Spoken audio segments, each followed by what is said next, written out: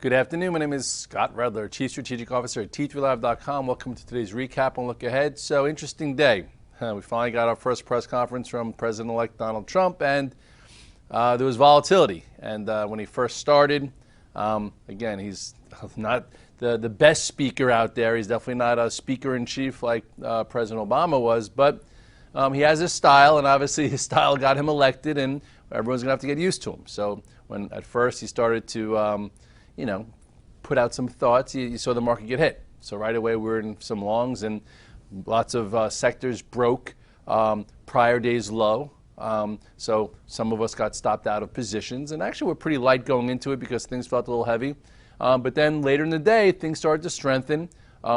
Sectors started to reclaim those lows, and if you had to get back in, which I did on a lot of things, which I'll get into, you know what? It was a choppy day. You didn't know what was going to happen. You didn't know if we'd respond negatively, like people say they're going to say sell the inauguration and not recover. You had the bios get hit hard, and when price discovery happens, it's better to sometimes get out of the way when you don't know where it can go. So this way, at least you could figure it out and then get back in when there's a little bit more clarity. I'm not saying there's huge clarity here, but the trend is still to the upside. Let me just show you why. If you look here at the S&P cash, all in all, I go over this chart every single day, okay? And here is that V bottom after the election, and this is the descending trend line here that was taken out when President-elect Donald won that night. Then you had that basic commitment to it. Here is when a lot of us added for the continuation. You had your first continuation move above the prior highs here, okay? Then it basically came back and retested it, and then went up again and took out this pivot, and here was your highs. And since then, okay, we haven't had much traction. So the question is, can we get some traction? Because range trading is not the most fun. Okay, at this point, it does look like we're set up for it. Okay, why are we set up for it? Well, first of all, if you follow me, okay, we talk about pivots. This was yesterday's low, okay, 265.27. Okay, I was doing it with the spiders. So let me get to the spiders because that's what we trade intraday more often. So here was the push through of the 8-day as well as yesterday's low of 226.01. So when it came below 226.01, I was in the spiders. I got stopped out. Okay, that wasn't fun. Went down to 225.59, which is now your new point of reference. And then later in the day, went back above this 226.01. You could have bought it there.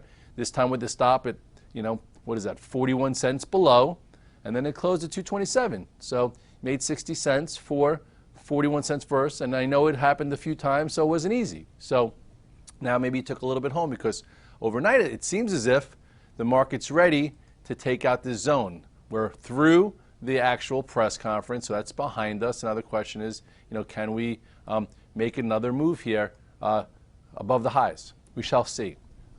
One thing that acts a little bit better that might help is the XLE. Early in the day, we talked about, can it get to the 50-day? Well, it didn't. It went to actual the prior low, and a lot of us got long, and I'm long some of this still.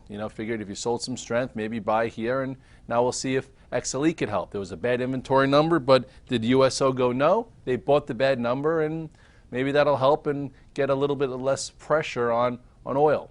Okay, and not saying it's going to run away, but at least now there's a pivot here, so that could help. Then also all day long, which gave you some clues, is Goldman Sachs. Goldman Sachs was strong all day.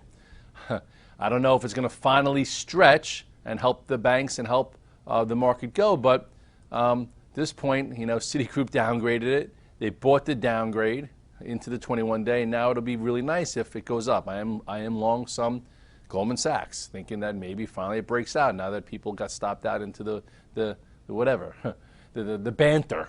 I'm also in some of the Bank of America calls for Friday, which I bought yesterday, and it held in really well today.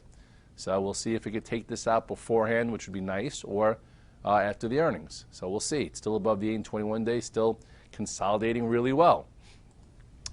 My bread and butter really is in high beta tech. Last week we caught a really nice move in Amazon, in Tesla, in Apple. So I've been waiting to see what type of bull flag or what type of setup we have moving forward, trying to see if I could buy the pullback and be patient. Well, at this point, you know what? Amazon, if you look up a textbook, okay, which hopefully it's not a trap. You can't trade as if it's a trap. We'll take a little bit closer here of a look. Basically, you have the move that we caught last week, which was a nice one, above all the moving averages, and then peaked out on Friday. And now this is your pretty much classic bull flag. So if you're in some thinking it's going to clear this 801.70, you'd be in some versus this low.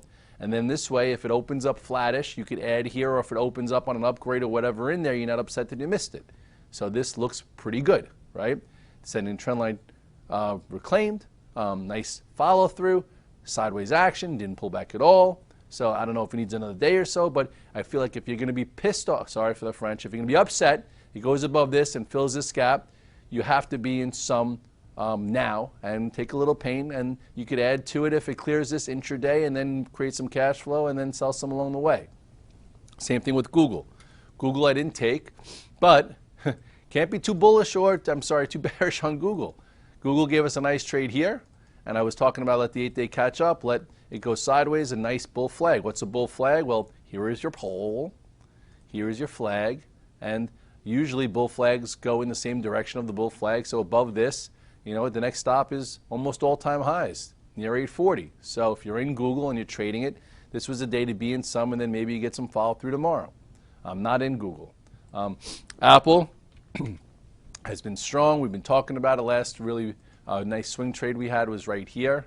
I did buy some back today, and it does seem as if it's on its way to the 120, 122 like we talked about. Here's when Apple started to act much better when it reclaimed all the moving averages right there. Reclaimed them, held them, and then now it's been above the 8 and 21 days since in a nice trend. Okay, Apple's been in a nice trend. Sometimes it's in a downtrend, okay, which it was below the 8 and 21 day, and then reclaimed it here, and then confirmed it there. And then sometimes it's in an uptrend, which Apple's been in. Okay, so anyway, it looks pretty good. Facebook, I have to apologize. I've missed this entire move. I missed all of Facebook because I was, wrapped up in other things. Big deal. Here is when a lot of you guys got long. Okay, big move. Some of you shorted yesterday. Hopefully you covered because, if you were shorting versus that level and that was your stop, you had to get out of the way.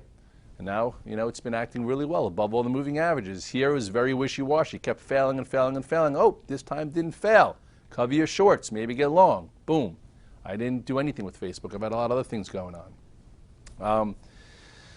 What else? So other Tesla. Okay, I'm in some Tesla, but looks like it still could use some time. But all in all, what did it do? It let the 8-day catch up. So if you wanted to be patient, and this was your day to buy it, and now we'll see if it can go sideways and then take this out at some point. We've had lots of nice trades in Tesla. It's on my report, like a lot of those other things. And here's when it took back this bull flag. Actually, no, this is when it took back the 50-day. This is when it took back the 200-day and held. And this is when they said their production numbers were going to be light or deliveries. We were all over that because guys were yelling at me, oh my God, you said Tesla was going to be a good stock and it's down after hours. I'm like, well, if it goes green, it'll breed confidence, and that's what it did. Now we'll see if it'll continue.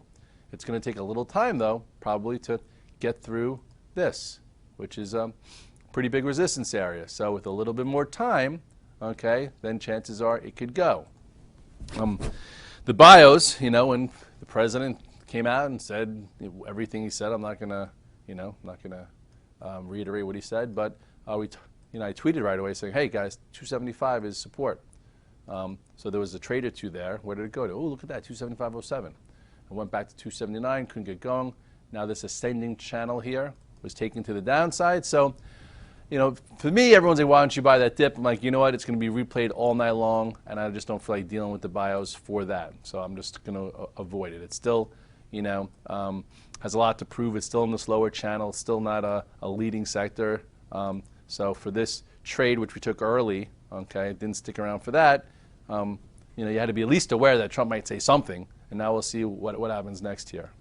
I did put the ags in my 2017 report. They're starting to look better. I am in some POT, closed on the highs. We'll see if it could work its way back up to here. CF is actually better. I didn't go with CF. I probably should go with the leader. Why is it better? Because it's already at 2017 highs, working its way up.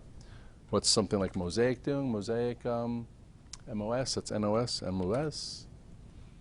Yeah, looking good too. Coming right back to those highs after the pullback. I'm not long CLF. I just sold it. It was a nice trade for us. I don't love trading this name, but yesterday was worthy of a day one buy, and it's still fine. It still could make its way back to here. It just might do without me.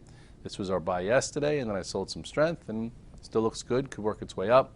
Some of you guys that are in X, getting tight. This stock has my number, but we'll see what happens soon. If it could, get above this, I am not in it, but it's hanging in there pretty well. FCX is actually moving better than X, I guess because of the copper component. This was your day one. Here was your digesting in the top third. Gap up, still strong, making its way back towards this area, which would be probably your next resistance zone. GLD, I have not been active in gold. I guess it can continue to work its way higher. I just think it just doesn't trade well for me. Here is when you could have sold it. This is when it reclaimed the moving averages to cover your shorts. If you were short this whole time, maybe even lower. And if you flipped long, congratulations. It's definitely not been an easy road, but maybe it could work its way back to the 200-day. But we'll see. It's something to do for those of you that are doing it, not for me.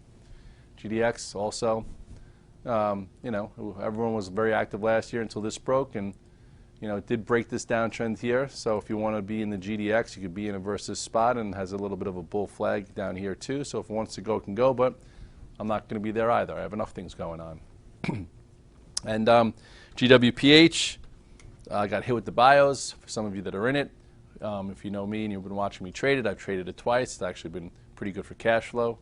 First time I traded it was through here. Okay, and then some of you guys traded it here. I did not, so I just took that trade. I also sold some of my calls here. Now maybe I'll buy some back. I'm still in this for the May call, so it wasn't a short-term play. Just went pretty far, so I was like, okay, you know what, let me just take some off, because that's what I do, and then it goes a lot higher and I start crying. But this time I timed it well. So now we'll see if we could hold here, and maybe go a little bit lower. I'll buy some of those calls back if I could hit on the bid, because the spread's wide. And really, I'm playing it for a move above this at some point, into the spring/summer. And that is that. I hope everyone is trading them well. We've had a lot of good action so far to start this year. Lots of rotation, lots of setups. Let's hope that tomorrow maybe we get a nice little push, in Amazon and some of the names that we're involved in. It'd be also nice if some of these sectors that have been setting up, like the spiders even, could get a clean move, into the 128s and 129s, and you'll get your Dow 20,000, and we'll have good trades, because as of now, this is a nice looking setup. If this was a stock, I'd be like, whoa, can't wait for this thing to break out. Okay, and at this point, it's the spiders. So we'll see if it can go. The Qs have been acting very well. The Qs, look at that. Today it looked like they were going to shake the tree a little bit. We talked about it being a bit extended, and what did it do? Came back, didn't quite test the 8-day, but came back up, and still acting very well. This is when we talked about it getting constructive again right there. So lots going on. Lots going on. If you're looking for setups, you're not just looking reasons to bash Trump and bash the market and talk about how the next big correction is going to happen at some point, but it hasn't happened yet. Granted, you don't want to fall asleep behind the wheel, and you don't want to be too exposed just in case, but you don't want to miss out on opportunities just because everyone on Twitter tries to sound cool, talking bearish and talking about how the world's going to end. They've been talking about how the world's going to end since 2012. Actually, even before that, and the world hasn't ended yet. A lot of traders have blown up listening to the world is going to end, guys, because they go all in 3-4 times and they blow up their account 3-4 times. And meanwhile, they're only writing and you're trading your money, versus having a system and a process where you're taking advantage of moves and sticking to a system. And that's what we help put in front of you, a system. Because I use it every day to make my cash flow, and it's as real time as it can get. No one pays me to write about stocks, and no analysts tell me what's going on. I just look at the charts, I look at the price action, I put my 14, 15 years worth of experience, actually more than that, right? 1998. Jesus, getting old. I'm 44. Oh, wow. That's a lot of years. Still around. Not a computer yet. My head feels like one, though, sometimes. And we'll see you in the morning. Have a great day or a great night. It's Hump Day, Wednesday. Tomorrow's Thursday, one of my favorite days of the week. Bye-bye.